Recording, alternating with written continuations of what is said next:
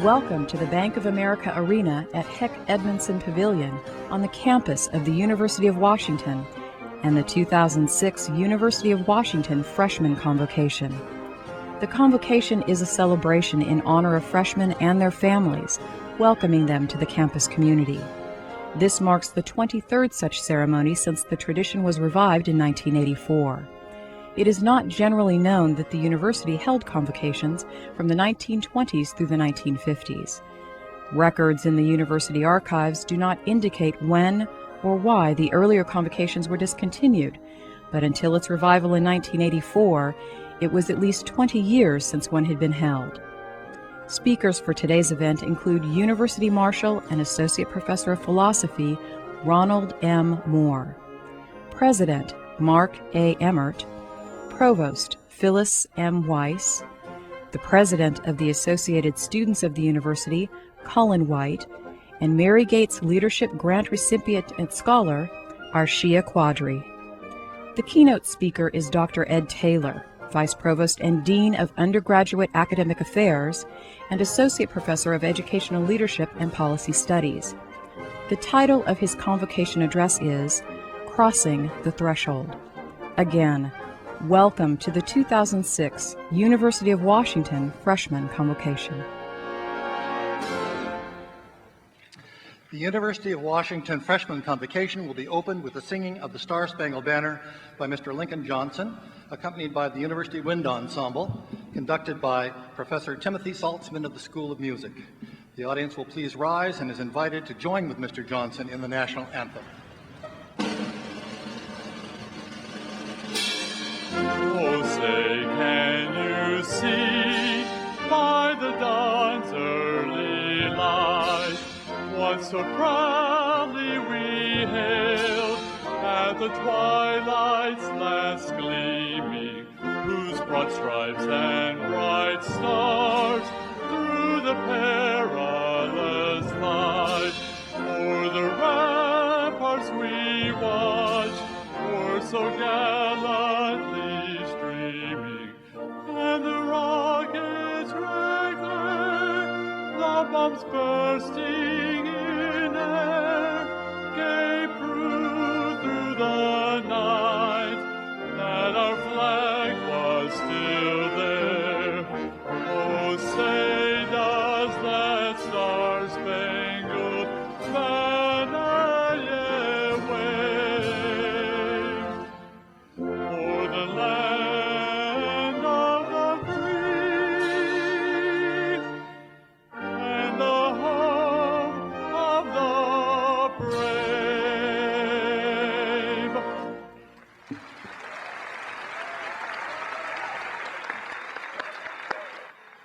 Please be seated.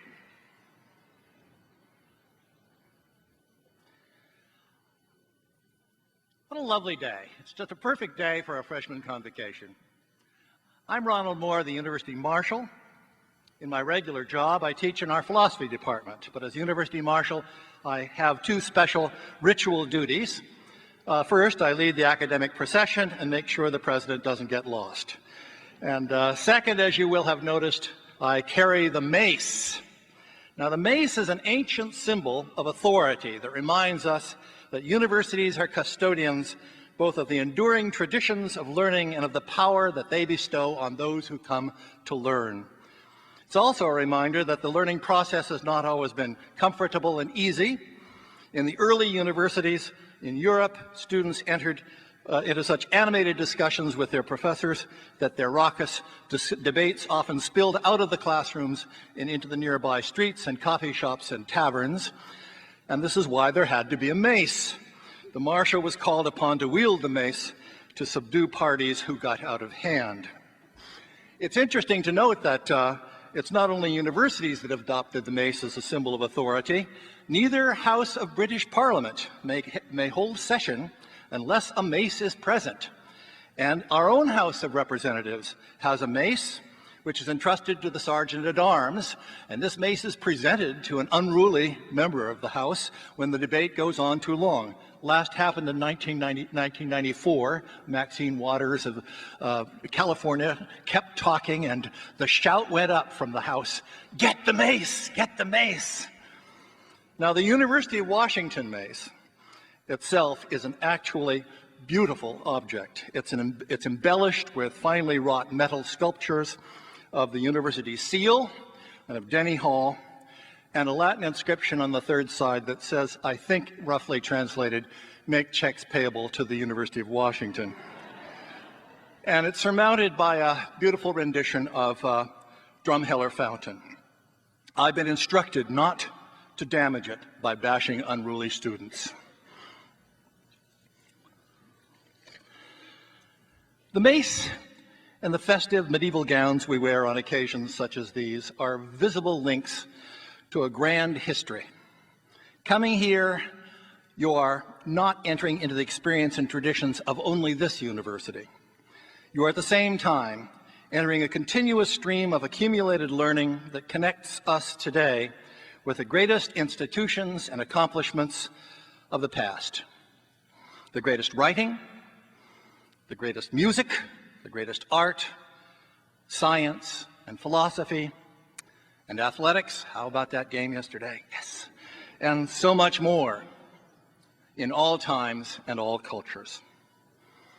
It is the nature of the university to gather and preserve the best ideas mankind has hit upon, not to present them as sterile exhibits in some stuffy museum of lofty thoughts, but rather to make these ideas a solid foundation from which new ideas can spring. It is the university's way of being liberal to be conservative.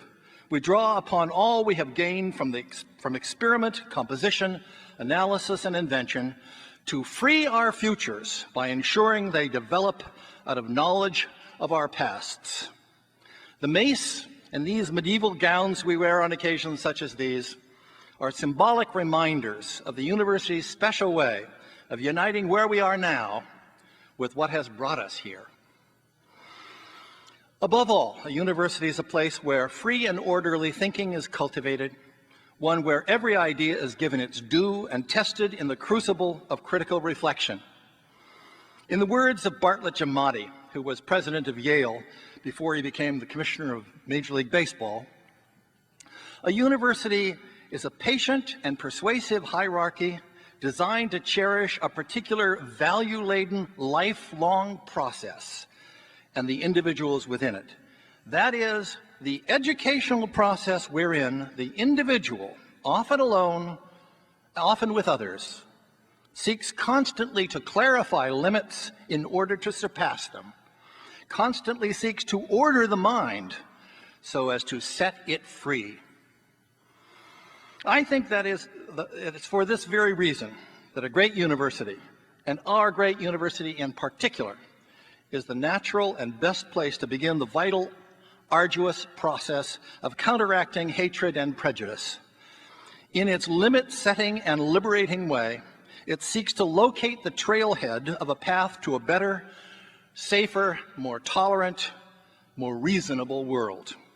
This is, I think, a particularly important mission in this time of international distrust, misunderstanding, and political unrest. Finally, let me turn to the special character of today's event. A convocation is, as those of you who recall your high school Latin may remember, a calling together. Today we call together our incoming freshmen and their families so that we may celebrate with you the beginning of university education and welcome you all to membership in our campus community. This is the 23rd such ceremony since the tradition of freshman convocation was revived in 1984 after a 20-year hiatus. By calling all of us, students, faculty, family, and friends, together in this place, we're underscoring a point of cooperation and mutual commitment. You, students and your families, and relatives and friends, are now members of the University of Washington family. Like families everywhere, we'll be sharing our concerns, our affections, our aspirations, and our devotion to the project of creating a better future. We sincerely hope that these newly forged family connections will be lifetime bonds of friendship and allegiance. And we hope that you will always feel as proud and happy about us as we already feel about this outstanding incoming class. I now want to introduce the man who will preside over our ceremony today, Dr. Mark Emmert, who was a freshman like you at this school not just a few years ago, and now is President of the University of Washington.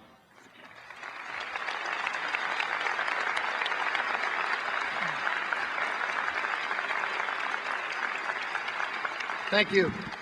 And thank you, Professor Moore. Well, truth be told, it was more than just a few years ago when I was a student at the University of Washington. I'm a very happy alumnus from the class of 1975. But the fact of the matter is that I, because of that experience, know something that you students don't fully appreciate quite yet, and that is you're about to embark on an enterprise that will utterly and completely transform your life. I know from firsthand experience that what you're about to enjoy and work through and occasionally even struggle with is a process that will leave you in 4 or 5, in rare cases, parents, 6 years from now, as a completely different person than the one that sits here today. You will see the world in ways that you never thought you could see it, in fundamentally different senses of understanding that world, and more importantly, you will understand your role in that world and what it can be in fundamentally different ways than you do today. Because that's what a great educational experience does for minds. You will attend 2 great ceremonies, 2 most consequential ceremonies in your time at the University of Washington. This is the first one of them. This is a ceremony in which we officially welcome you into the University of Washington, and the second most important one will be your commencement, where we will officially send you on your way and have you leave the university and go out and do all the wonderful things you will do as students and alumni of the university. In between time, there'll be many ceremonies, formal and informal. There'll be many events that you will enjoy and relish, and there'll be some fun events probably in this very room where you will enjoy sporting events and other artistic and cultural activities that go on here in Heck Edmondson Pavilion. But none will be as important as this one and the last one. The other thing you need to know is that you are, in fact, a very select few, even though it doesn't look or feel like you're a few. There were this year between 17,000 and 18,000 students who wanted to be members of this entering class.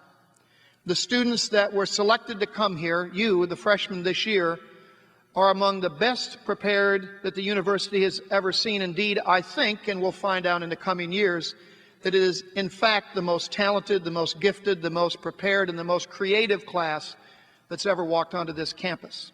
And we are delighted to have you here. The other thing that will happen in those 2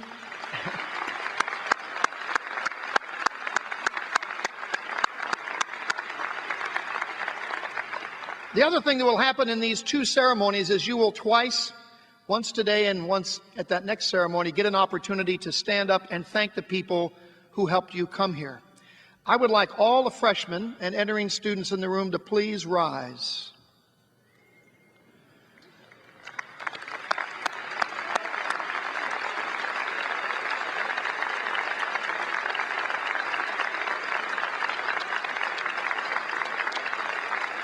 And now what I'd like all the students to do, remain standing, I'd like all the students to turn to your family, your friends, your parents that are here and applaud them for getting you to this moment in your life.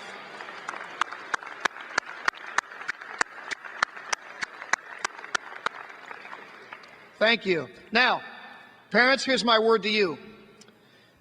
You're going to have to leave campus here pretty soon. There'll be a few tears. Your sons and daughters will cry a little bit.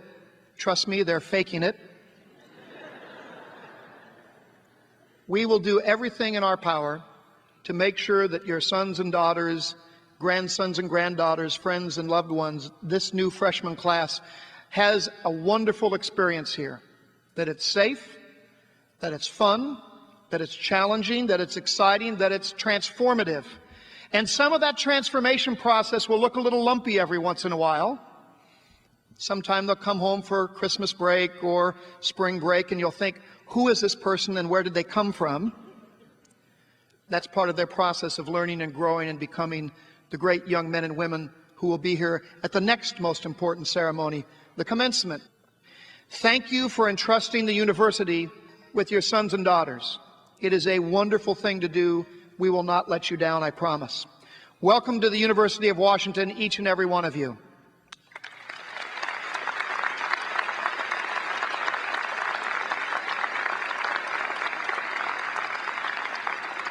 And now I would like to introduce the platform party.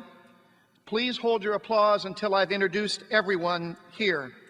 First of all, let me introduce the Regents of the University of Washington, those citizens of Washington who are entrusted to oversee and care for this magnificent university of ours. Chair of the Regents, Fred Kiga. Student Regent, Jennifer Fabian. Regent Bill Gates. Regent Sally Jewell, Regent Connie Proctor, and Regent Shelley Yap. Ladies and gentlemen, the Regents of the University of Washington.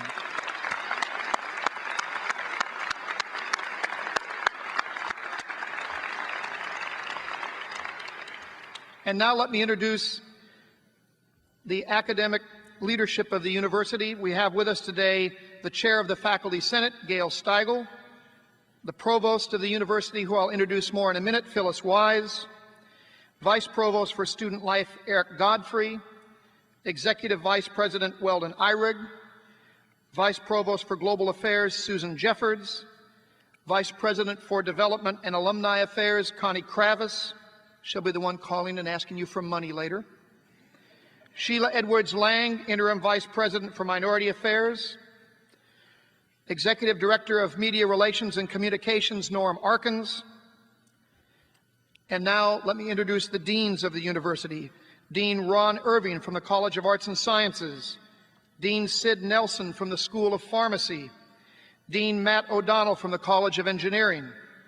Dean Bruce Baer from the College of Forest Resources. Associate Dean Pete Dukes from the Business School. Dean Nancy Woods from the School of Nursing. Dean Daniel Friedman from the College of Architecture and Urban Planning. Assistant Dean Gary Olson from the School of Social Work. Dean Patricia Wall from the School of Public Health and Community Medicine. Dean Arthur Knoll from Ocean and Fisheries Sciences. Interim Chancellor Steve Olswang from the UW-Bothell campus. Director of Odegaard Libraries, Jill McKinstry. Dean Harry Bruce from the Information School, and our convocation speaker, Ed Taylor. Ladies and gentlemen, the academic leadership of the University of Washington.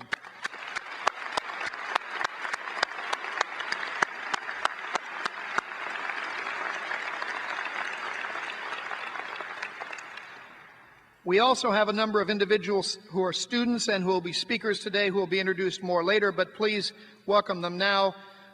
President of ASUW, Cullen White. President of the Graduate and Professional School Society, Kimberly Fries. The Mary Gates Leadership Scholar, Ashia Quadra. Distinguished Teaching Awardees, Sangha Parker, who is Associate Professor of School of Drama, and from the Business School, Professor Bill Wiles. Excellence in Teaching Awardees, Georgia May Roberts from Comparative History of Ideas. The President of the Alumni Association, Greg Blodgett. You have already met our Marshal, Professor Ron Moore, and the Marshals that are helping us with this convocation today, Perry Hart from the School of Medicine, the Chief Convocation Marshal, Sandra Madrid, and then the full Convocation Marshals, Roger Grant, Kay Lewis, Todd Milden, Michael Peterson, Renee Singleton, and Susan Terry. Thank you very much for the entire platform for being with us today.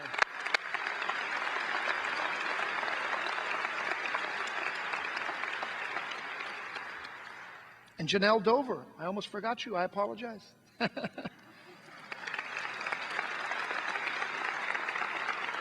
And lastly, let me ask you to join me in thanking conductor Timothy Saltzman and our student wind ensemble who's playing our wonderful music today. Timothy and our students, thank you so much.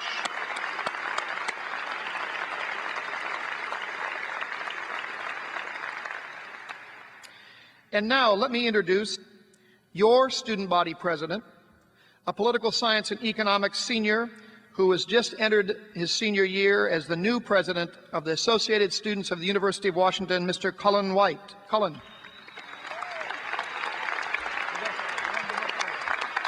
Very good job. Thank you very much, Dr. Emmert. Parents, family, friends, faculty, staff, and my mom, thank you for joining us here today and welcoming the freshman class of 2011 to the University of Washington. Today stands as one of life's more significant and nerve-wracking moments. This is the beginning of a time, one of the only times in life, where you will be able to assume all of the responsibilities of adulthood, all while wearing a hooded sweatshirt, sweatpants, and a pair of flip-flops, regardless of the season. It's a time where you don't have to always do things in traditional ways, because you're expected to test the boundaries. These are your years to figure out what works for you, what your passion is, and what you want from life.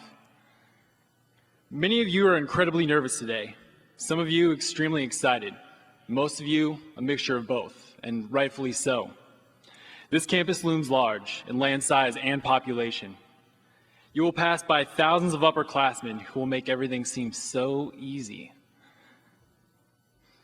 You've now been presented with a selection of hundreds of majors and thousands of classes. And if that is enough to make your head spin, Seattle itself, in all of its majesty, comes equipped with an almost infinite number of distractions. But it's okay. If utilized properly, a larger campus means more opportunities, more friends, and more resources. We have tremendous advisors, hundreds of student organizations suited to your interests, and world-class faculty and staff right at your fingertips. Oh, and it's quite all right to allow the attractions of Seattle to serve as a relief from the monotony of school every once in a while. My advice to you, the freshman class, is to take advantage of these resources. Engage the people on this campus. At no other time in your life will there be so many people who want to help you find your way, who want to help you learn and succeed inside and outside of the classroom. You may find such incredible opportunity to be a tad bit overwhelming. I know that I did. Taking advantage of these opportunities is no easy task. It takes a great deal of courage. However, the rewards are much greater than the risks. I went my entire freshman year without ever getting involved on campus, without actively pursuing new friendships, and without getting knowledge of what was available to me. I went to class and I worked. Then, over the course of fall quarter, my sophomore year, I learned the hard way how easy it is to access the resources on this campus. I lost my father to a battle with cancer, which prompted me to reach out for guidance. I went to the Gateway Center in Mary Gates Hall and found an advisor who cared about a lot more than what classes I should take. He listened to my woes, encouraged me to follow my interests, and remains a good friend to this day. From that point on, I began to extend myself to areas of campus once unknown to me. I discovered my best friends, my mentors, and my passions. I can honestly say that had I not taken advantage of the opportunities that I've had, I would not be as satisfied with my college experience. And I can only imagine the experiences I could have had I reached out sooner. I waited for a significant event in my life to occur before I took advantage of the wonderful resources around me. Don't wait for a loss to make a move. These 4 years will go by much quicker than you could ever imagine. Challenge yourself every day to figure out more about who you are and learn about the people around you, because there is no greater asset. You all have come here today from different walks of life, but after you walk out of these doors, you will all move forward as Huskies. Congratulations. The University of Washington is a wonderful place to be. Good luck to you all, and make sure to have some fun. Thank you.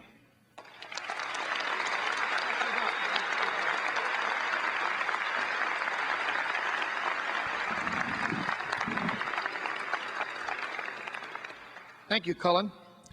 And now I would like to introduce the Mary Gates Leadership Scholar recipient who's going to be speaking to you today. Arshia Quadri is a neurobiology major and a human rights minor. Now I want to say that again. She's a neurobiology major and a human rights minor, because that's a reflection of the kind of diverse interests that the students at the University of Washington have and the extraordinary opportunities that are presented to you as you move through your academic coursework. Arshia is a graduate of Linwood. She's now finishing up her work at the University of Washington with her last year. She's a wonderful representative of the student body here, and it's my great pleasure to introduce her to you. Arshia?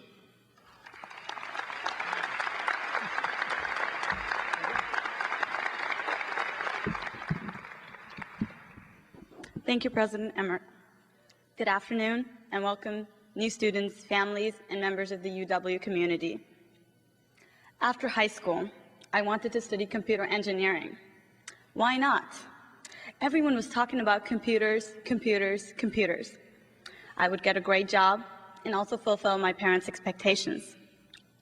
So, when I started, I only took classes in my major.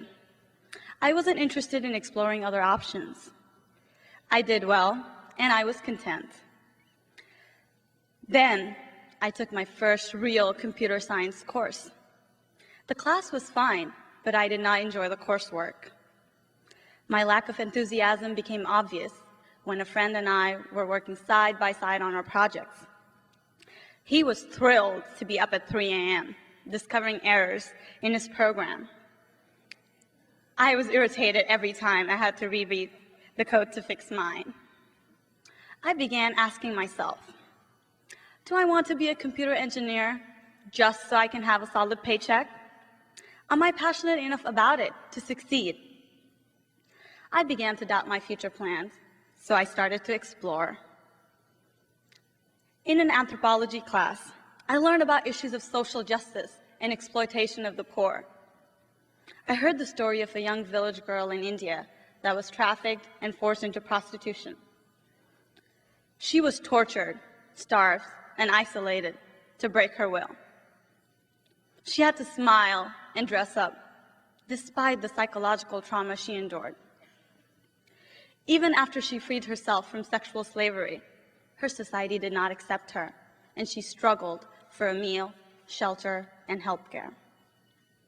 Slowly, I realized this was not one girl's story, but it was the story of too many girls. I was disturbed. I couldn't help but think, what can I do? I started working with various student clubs and organized a forum to raise awareness about this modern type of slavery.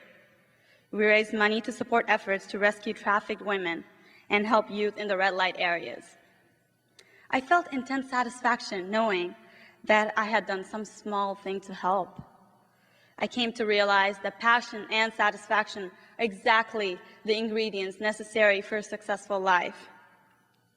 Now, I have a vision for my future. I want to be a doctor and an activist, and I want to continue to create awareness of the voices that go unheard in our world.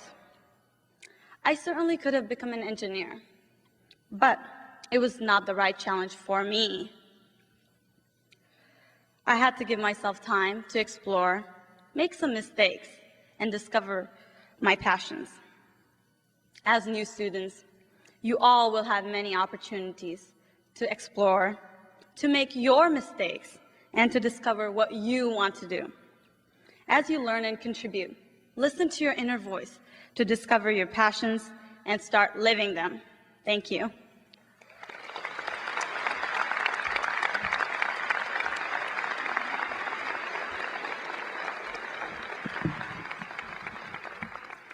Thank you, Arshia. And now I'd like to introduce the provost of the university. Now, for those unaccustomed to the academy, it's often a bewildering set of titles. There's deans and provosts and vice presidents and regents. We wear silly garbs every once in a while. So let me tell you what the provost is at a university. It used to be, by the way, that the provost was one of the people who also carried the mace and used it on students. We gave that tradition up. Today at the modern university, the provost is the chief academic officer, the person who works most closely with the deans and the professors to shape the academic experience that you all will enjoy. The provost is the person who has a huge and profound impact on what transpires on the campus, in the residence halls, in the entire UW experience. So it's with great pleasure that I introduce to you our provost, Dr. Phyllis Wise. Phyllis?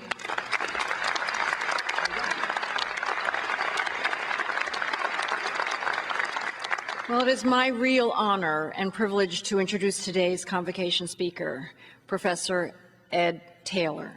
Ed is now accepted the position as of June as the Vice Provost for Undergraduate Academic Affairs.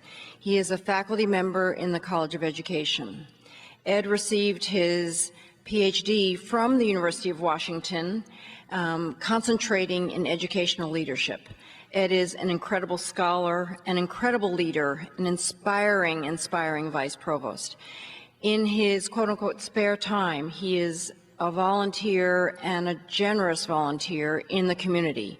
He has served on the Board of Trustees of Gonzaga University. He was the awardee of the Volunteer of the Year Award from the YWCA. So you can see that the scope of his activity and the respect of the community is far and wide. I want to introduce to you Ed Taylor.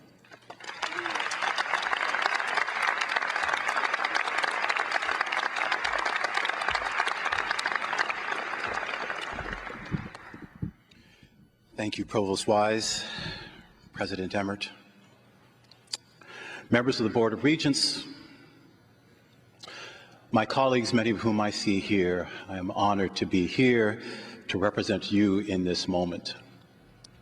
To all of you, welcome here to this convocation. It is my honor to join you here. This moment to welcome you to this place, to this community. I want to speak first to you parents, guardians. Would you please raise your hands just for a moment? Parents, guardians, loved ones, there you are. There you are. A word or two to you. I've been thinking about you a great deal lately. Spent the last few months, when I was asked to do this, I started thinking about you, about the gravity of this moment for you. It occurred to me that for some of you, it's probably not that long ago that you were holding these babies in your arms, perhaps rocking them back and forth, maybe reading a book or two. Some of you read. Perhaps Maurice Sendak's Where the Wild Things Are. The night Max wore his wolf suit and made mischief of one kind or another, his mother called him Wild Thing. And Max said, "I'll eat you up." So his mother sent him to bed without eating anything, and Max went into his room and he dreamt that the ceiling hung with vines and the walls became the world all around, and an ocean tumbled by that took Max in a boat to a place where the wild things were. Max tamed those beasts, he danced with them, returned home, and there was a supper waiting for him when he got back. Maybe you read my favorite book by Robert Munsch called I'll Love You Forever. Simple book. Mother holds that baby of hers, rocks him back and forth and says, "I'll love you forever, I'll like you for always, as long as you're with me, my baby you'll be." She rocks him back and forth and says those words, "I'll love you forever, I'll like you for always, as long as you're with me, my baby you'll be." Eventually, that baby grows up, holds on to mom, whispers in her ear, "I'll love you forever." The story allows us to imagine the possibility, the probability that these young men and women sitting next to you will one day, if we come full circle, for some of you, hold on to you, rock you back and forth, whisper in your ear, "I'll love you forever, I'll like you for always, as long as you're with me, perhaps in the form of a letter, perhaps in the form of a visit. They may hold on to you. And you will know, I know some of you, and you will know that you have done well at that moment. This moment is indeed about their transition. It is also about your transition. You have come to this threshold. I know this. I was sitting at brunch with several of you, and one of you, Howard Barry, you looked at me and said, "This is much harder than I imagined." I know that it is. You've come to this threshold, and now you can expect your university to come to the threshold along with you, hold out our hand, extend an arm to you, and be a part of this journey. We will hold on to these young men and women. We will care for them. We will challenge them. We will guide them. We will educate them. We will comfort them when needed. And we will do all that we can to honor your faith in us. Let me underscore that point. Your being here, our being here together, is a remarkable act of faith. Your faith in us, our faith in you, our collective faith in them, our faith in each other, that is what a good and great university is. We should be proud of ourselves. This is the kind of faith that holds a university together. Now you, parents and brothers and sisters, what you can do in this moment, let's take a page out of another book. Good night, Moon. Perhaps you can go into their room tonight, tomorrow, when they move out, perhaps their new room, maybe their old room. Walk in there. Maybe they're not even leaving this room. They may be leaving at home, but walk in the room anyway. Take a look around like the rabbit did and say goodnight to everything in the room. Good night, lamp. Good night, bed. Good night, slippers. Good night, pajamas. Good night, those few toys that are still there. Turn out the light and know that everything will be okay in the morning. And know that, as President Emmert said, we will come back together again before you know it. So for you, those of you who are now freshmen, you are now Huskies, we are so proud of you.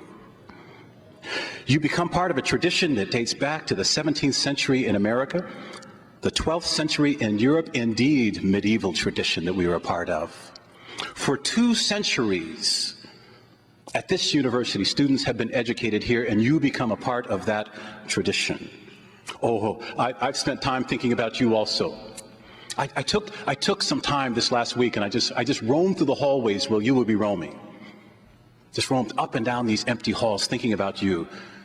I came back to campus last night, and I sat in a lecture hall, and I sat right in the middle, and I imagine that you will be there. I walked over to Odegaard Library and then over to Suzzallo Library, and I looked up at those statues above Suzzallo. What a remarkable building. I looked up at Da Vinci and Franklin and Beethoven and Darwin, those great thinkers, those 18 great thinkers. And imagine you standing before them. Imagine, who are these people? Who are the thinkers that are left out of this picture? Who are the great thinkers that are to come? As I walked over here, I stood for a moment in front of that fountain and that mountain, and I thought, this is an incredible place. I sat across from many of you yesterday in Husky Stadium, sat across and watched you raise your hands in victory and scream and holler. Some of you had that little paw painted on your face. Some of you had your bodies painted. Some of you were doing some things we'll probably talk about later. You had fun. And you willed your team to a victory. We were proud of you.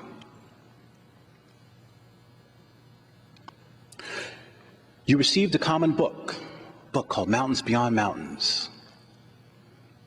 I hope you read it. I imagine that you did. I see some of you looking like, oops, I better get to it. That's okay. What did you think of it? What did you learn about what an individual can do? What did you learn about global health? What will you ask Paul Farmer when he comes here in November? What will you ask Tracy Kidder when he comes in here in February? Have we come closer to creating a learning community through a book, through reading, coming together? Oh, I've thought about you. There are more than 5,000 of you in this class. You are a large and diverse and talented class. You come from Seattle, you come from Yakima, you come from Tenino, you come from Bickleton, you come from North Carolina, from Guam, from Chile, from Greece, from Japan and Zambia. You come from private schools, public schools, 1 or 2 of you are even homeschooled. Some of you went to school just over the bridge about 4 miles away. Some of you came a continent away to get here. And imagine, you'll be in hallways together, in classrooms together, in coffee shops together, in residence halls together, in apartments together, in a university district together, in restaurants together. What a community we will be. This class, your class, is positioned to make a statement. Here's our chance to come together and cut across those cold winds of segregation and separation that have blown our way for so long. You will take us to places that we have never even imagined. There are young women in this room right now that will go places that women before you could only imagine. You will go places that my mother could only dream of. And when you get there, we will be there with you, and so will my mother and her mother and those that came before her. Go there with pride. As a member of the College of Education, I've had the great pride to go and visit high schools all over the states and all over the country. I've been to some of your high schools, and my job is to come and find out, why would you come here? My job is in some cases to come and inspire you to come here.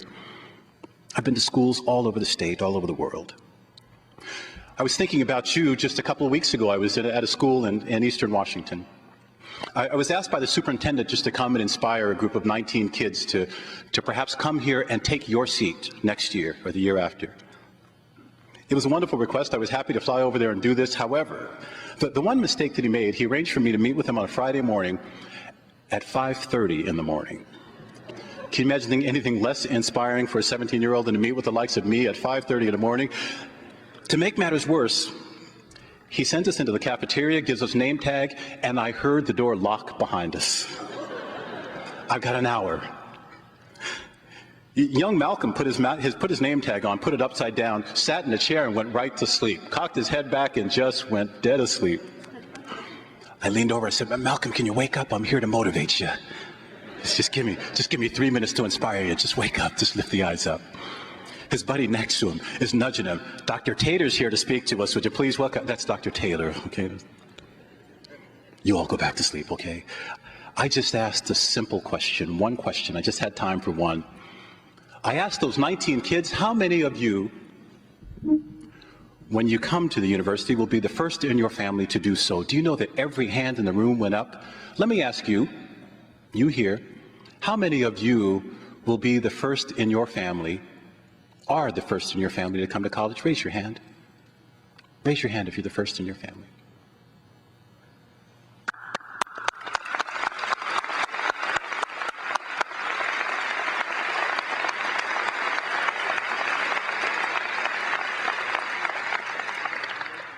Welcome here.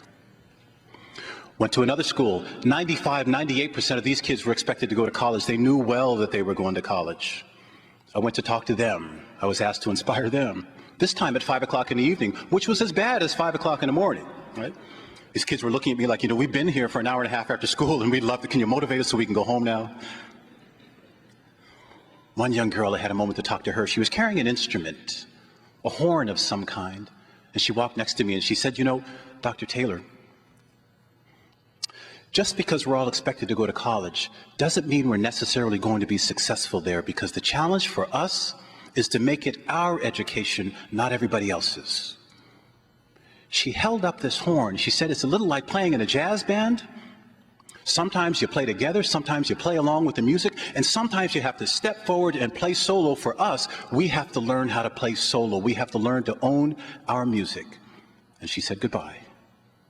And I stood there, mouth agape. She said, our success is not guaranteed.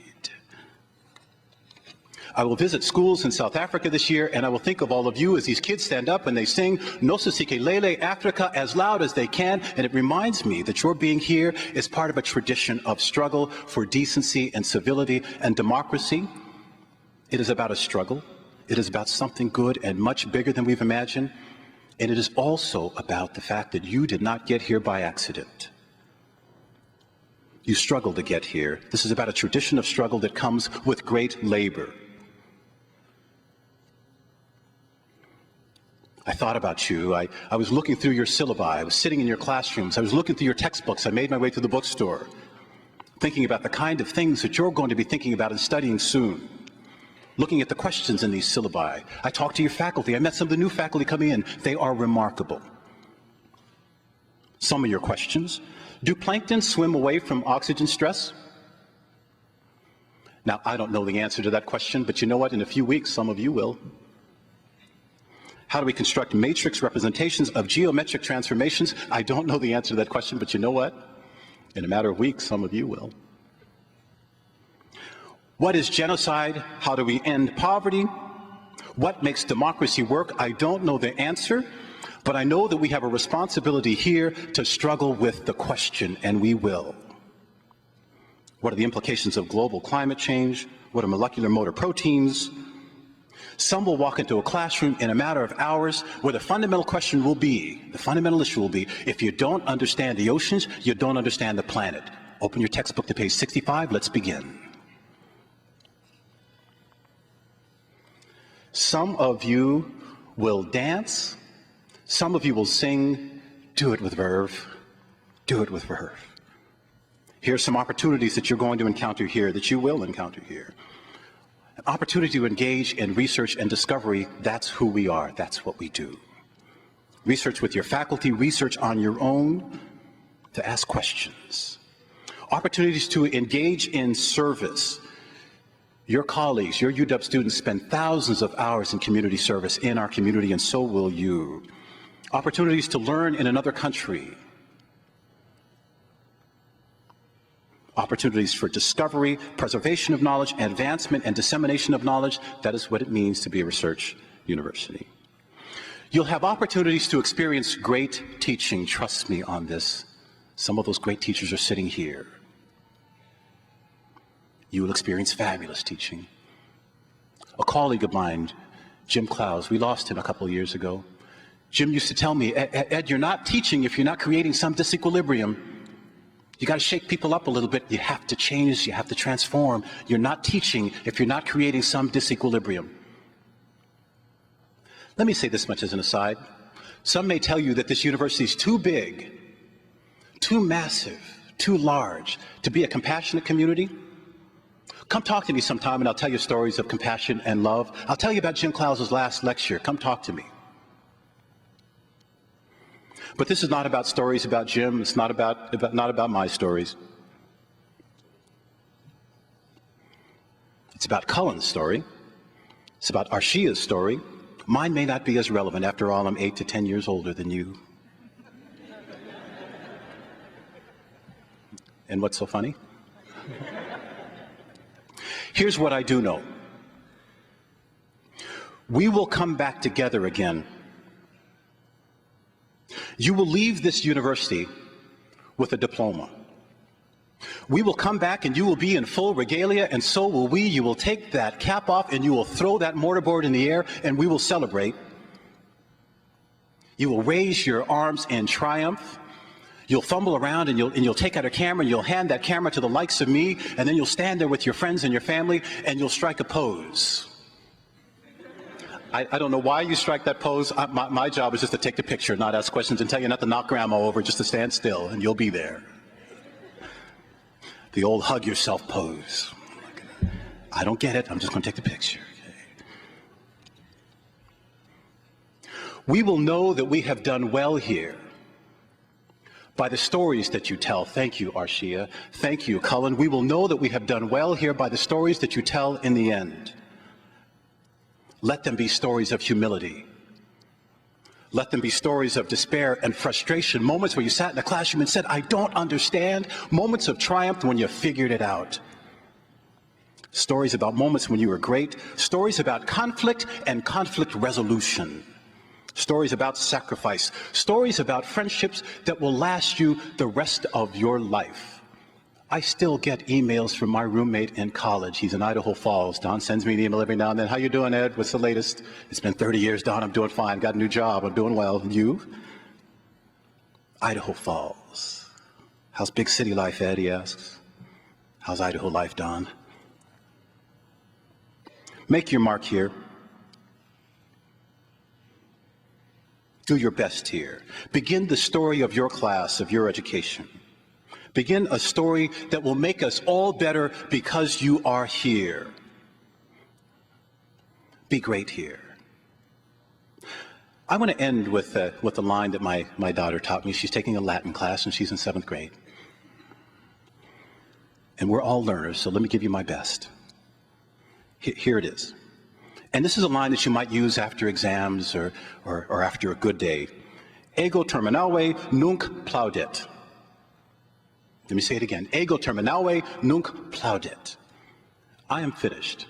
You can applaud now. Good luck and go well.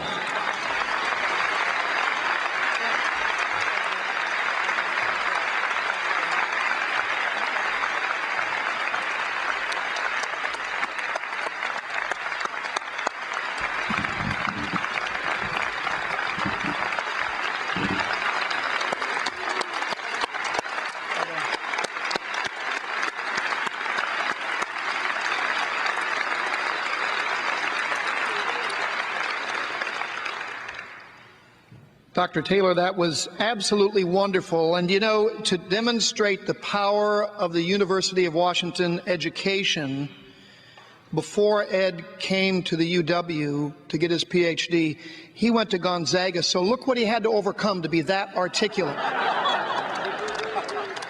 Thank you so much, Ed. Well, ladies and gentlemen, this is the conclusion of our convocation ceremony. We are so pleased to have you here. We are so pleased and proud to welcome this new class of Huskies in, my fellow Huskies.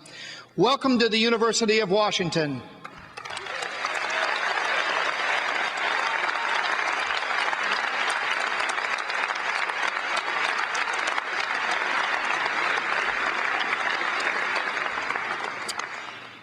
The University Alumni Association invites parents, students, and other guests to enjoy complimentary refreshments in the West Concourse. Now, I think that's up at the W level here. It's one level up from the floor. So come join us for some refreshments. The audience is requested to remain seated until the completion of the recession by the platform party. The 2006 Freshman Convocation of the University of Washington is now closed.